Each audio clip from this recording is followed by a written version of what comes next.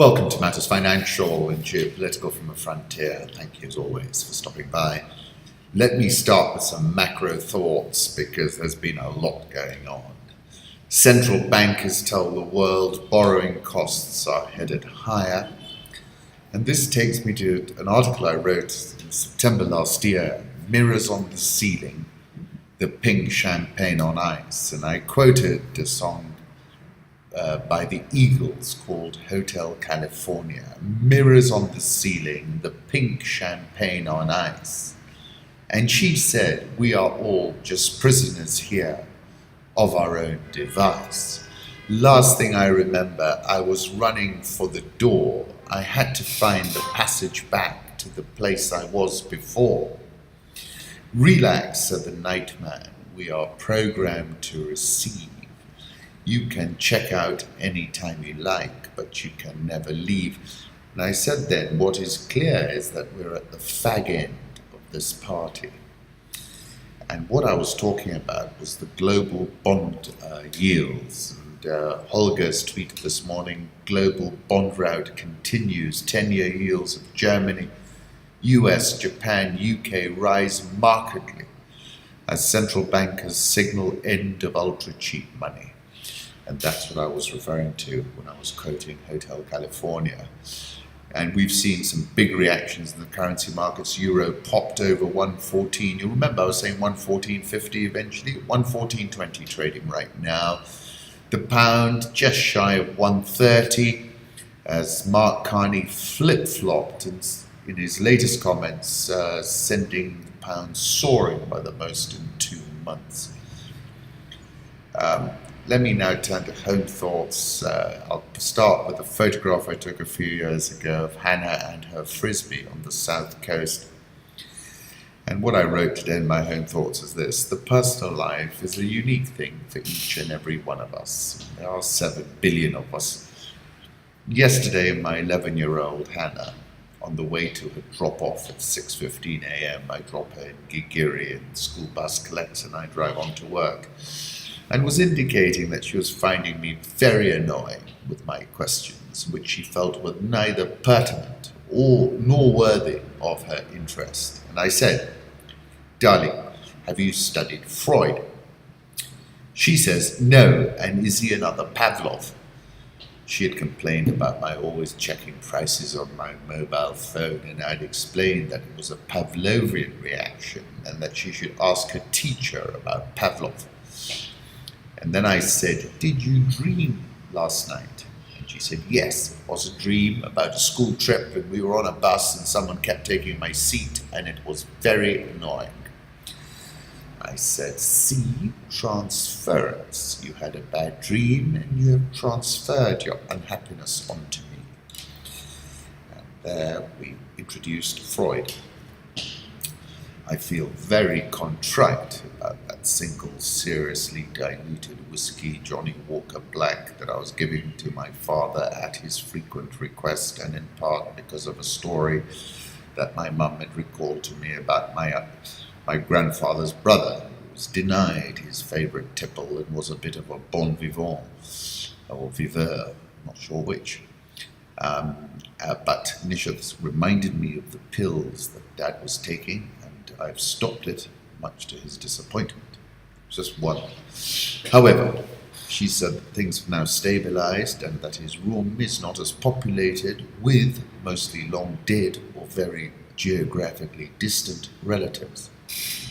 Having read a lot of the magic realist writers from Gabriel, García, Márquez, Jorge Luis Borges, Salman Rushdie and Ben Okri, amongst others, my relationship with my dad at the moment is a little bit like being one of those novels. Characters that are spirits who reappear at different intervals, the non-linearity of time, and then through all of this noise.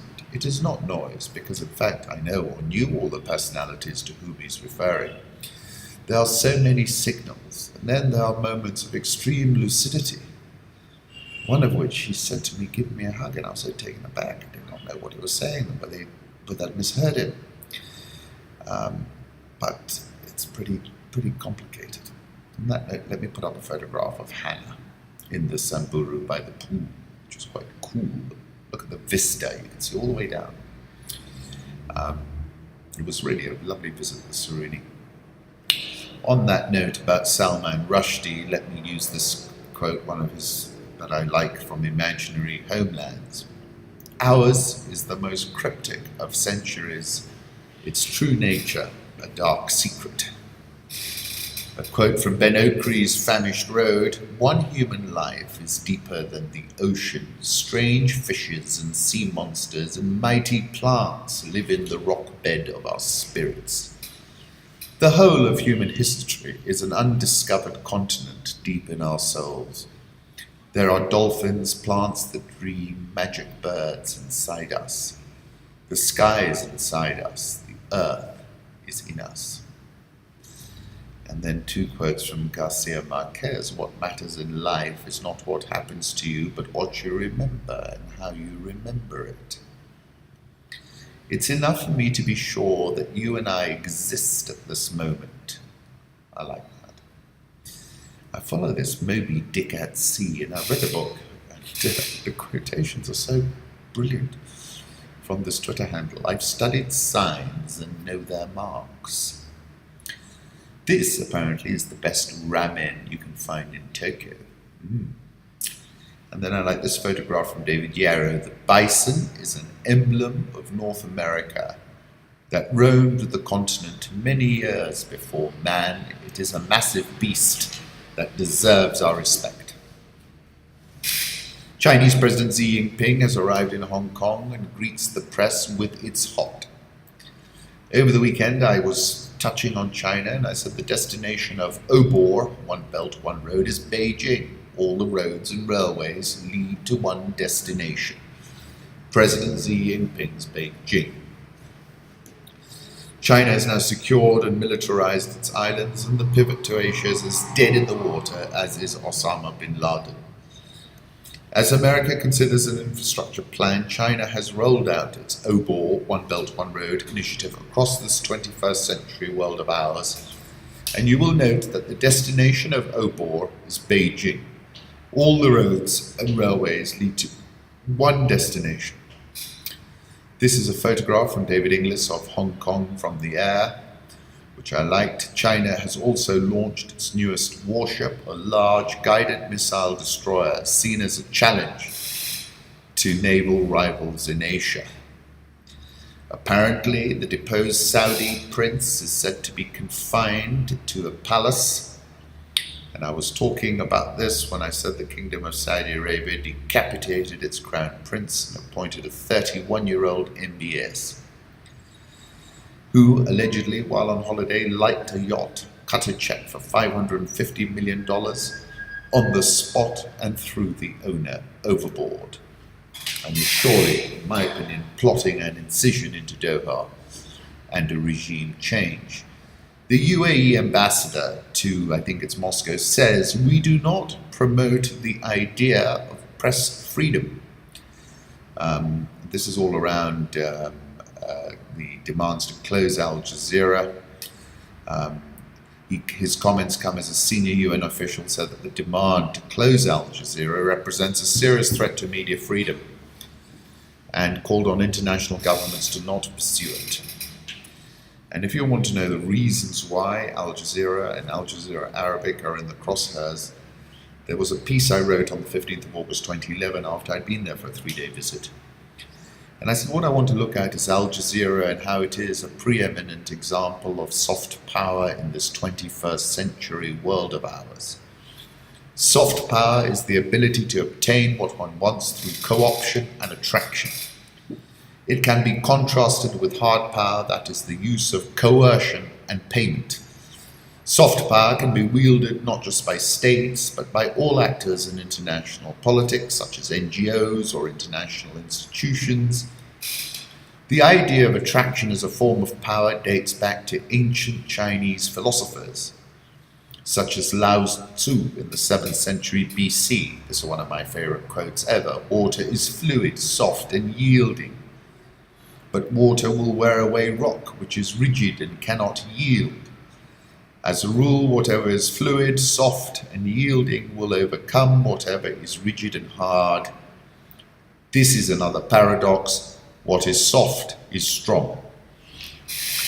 The idea was further developed by Joseph Nye of Harvard University in his 2004 book, Soft Power, The Means to Success in World Politics, and I happen to believe that the Emir of Qatar is Nye and Lao Tzu's very best student.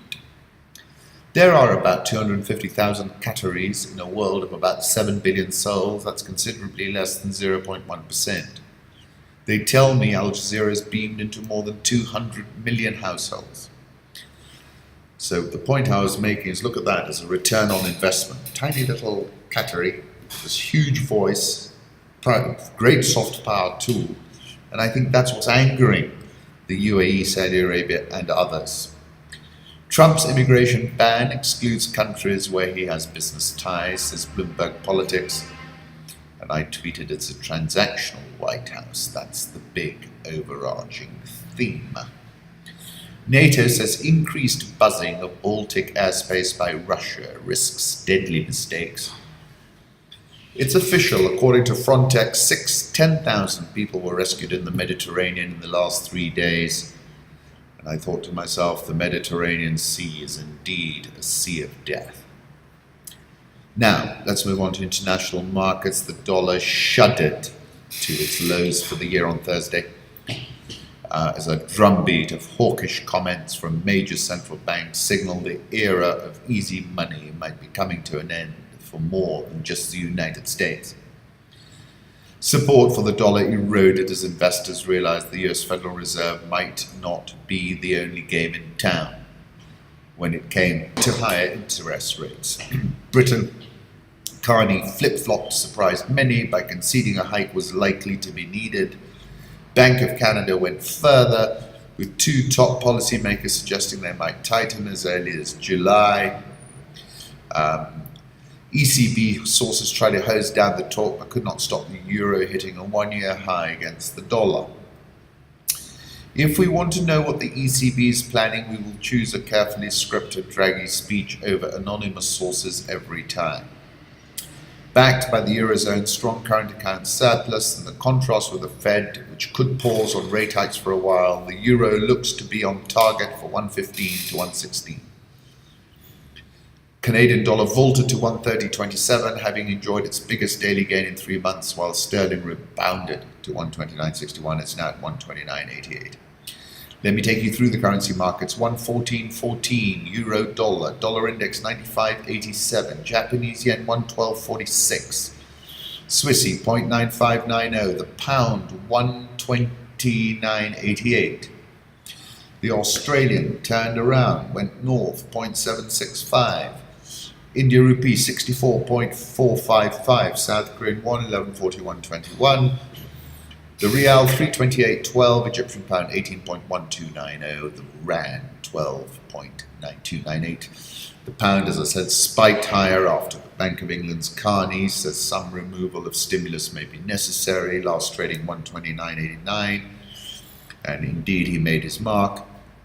As Jamie at Reuters is saying, sterling rose versus the dollar for the 6th day in a row, its best run since March last year. Dollar index, let me put up a 3-month chart, my target is now 93.50. Gold, last time I looked, 1251.75, kind of sort of in this zone at the moment. My crude oil target remains $32 a barrel, as I previously said. We're trading at $45.10. At the moment, US production tumbled by 100,000 barrels a day last week, the most since early July, and the Energy Information Administration. The point of that is that was an opportunity for some shorts to cover. We saw a little pop up. Here we are at 45.05. Won't last long.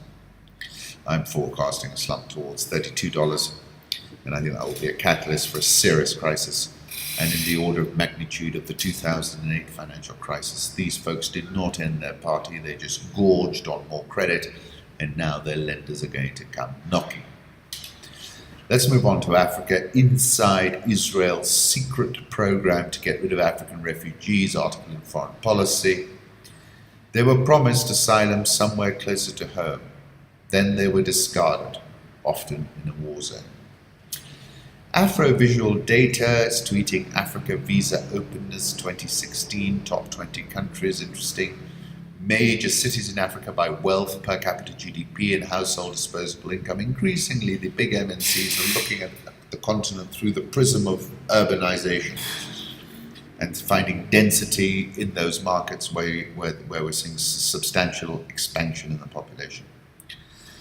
New displacement by conflict and violence in 2016, disaggregated by conflict type, Afrovisual Data again.